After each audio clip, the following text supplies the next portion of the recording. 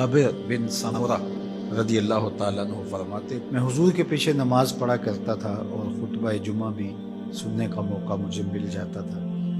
فرماتے تھے حضور کے خطبے بھی زیادہ لمبے نہیں ہوتے تھے، حضور کی نمازیں بھی زیادہ لمبی نہیں ہوتی تھیں۔ یہ ہے لوگوں کے ساتھ حضور کی نماز کا معاملہ، لیکن جب تنہا قیام کرتے ہیں تو اتنا لمبا قیام ہوتا ہے حتیٰ تتورم قدماہ، حضور کے مبارک پاؤں سوج جاتے ہیں اور میرا رب رب ہو کے کہتا ہے، اے چادر اوڑھنے والے محبوب، ساری رات جاگا نہ کر، کبھی سو بھی لیا کرنا۔ اتنا لمبا قیام کرتے ہیں۔ تو آپ کا انفرادی عمل آپ کی طاقت کے مطابق ہوگا، لیکن جب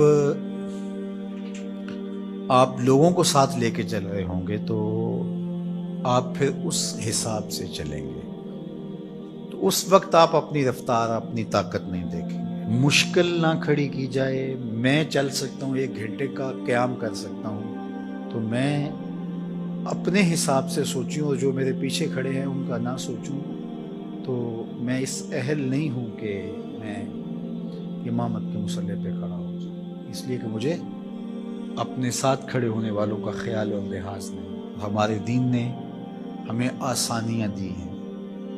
بیمار پر جمعہ فرض نہیں کیا گیا، بیمار جماعت میں نہیں آ سکتا تو گھر پڑھ سکتا ہے۔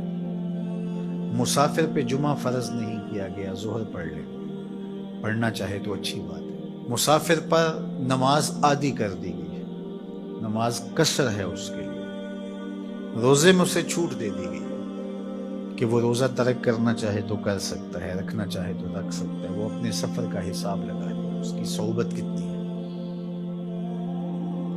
اسی طرح اور بہت ساری چیزیں ہیں شریعت اسلامیہ میں جس پر ہمیں چھوٹ دی گئی ہے، ہمیں سہولت دی گئی ہے۔ ہماری وہ چیزیں جو ہمارے اختیار میں نہیں ہوتی، ہمیں ان پہ پکڑ نہیں کی گئی۔ ان اللہ تجاوز عن امتی الخطا والنسیان وما استکرہوا، اللہ نے اس امت پر 3 چیزیں معاف کر دی: غلطی لگ جائے،